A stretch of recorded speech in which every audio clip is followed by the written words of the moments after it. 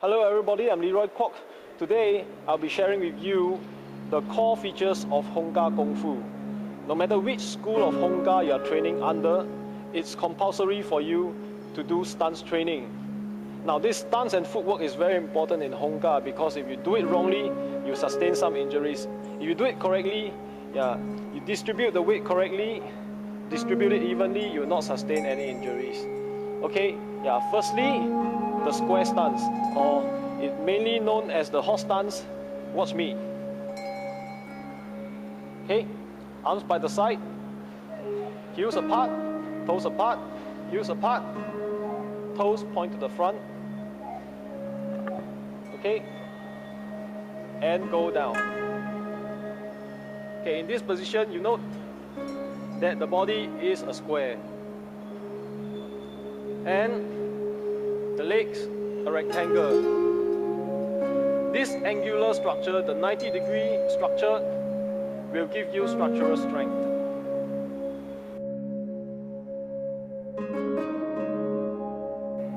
Okay, now observe the horse stance from a side view.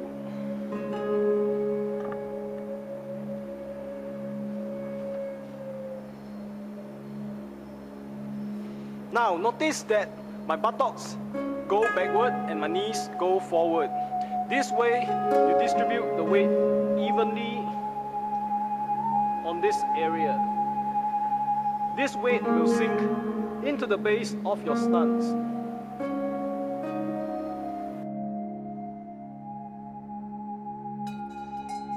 A common mistake people make is the Y-shaped figure 8 stance. Now what is the Y-shaped figure 8 stance? Let me show you.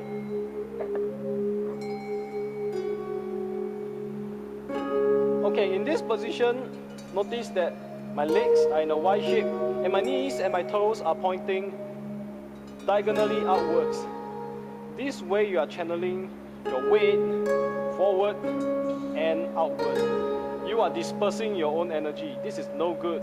And also you are exposing two directions of weakness from the rear diagonal directions.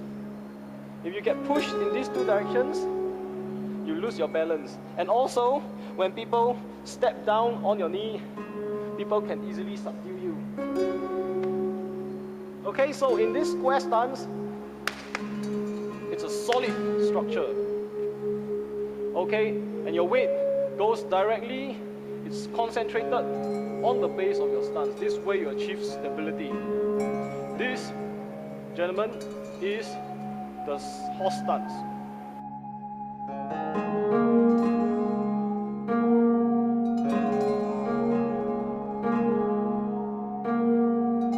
Now the stance which I'm going to show you will be used in many of our techniques.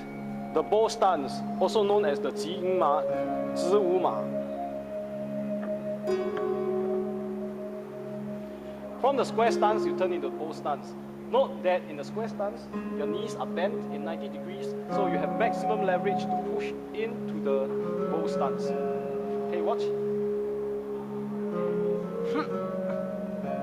Yep.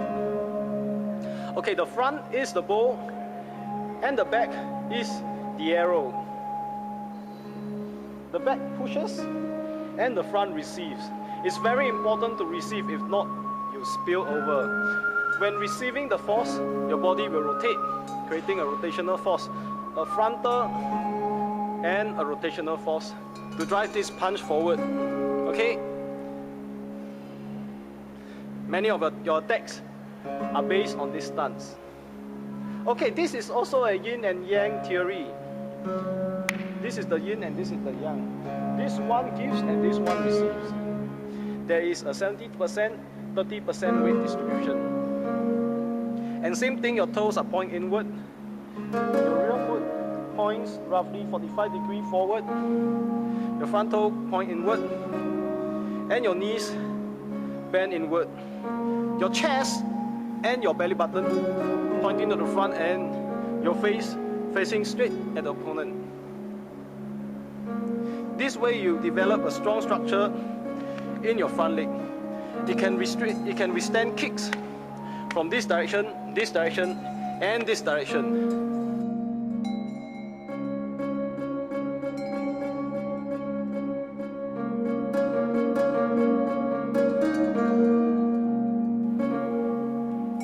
lastly, the hanging stance, 丢马,吊马.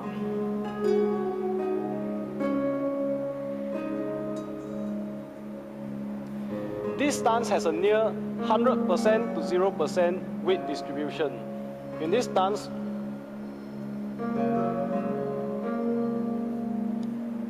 your upper body and your front foot goes into your hips, into your rear leg, and into the ground. This stance helps you train your core strength and the explosive power of your leg. This stance is commonly used to transition to other stance for attack.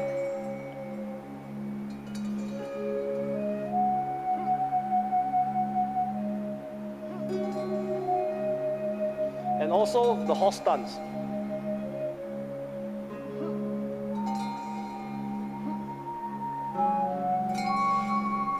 This stance is a defensive stance because you can retract your front foot as it has no weight.